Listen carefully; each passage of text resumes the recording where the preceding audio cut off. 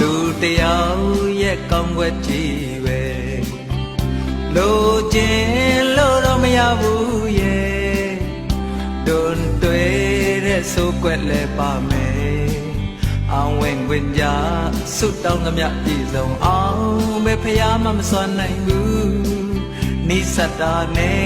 ရောင်ရဲကြရတာလေမင်းအသိပါပဲ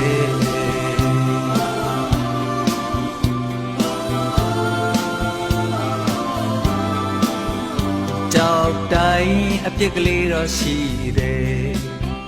လူတိုင်းချွတ်ယွင်းချက်ရှိမယ်တဘာဝရဲ့သဘောတရားတစ်ခုပါပဲ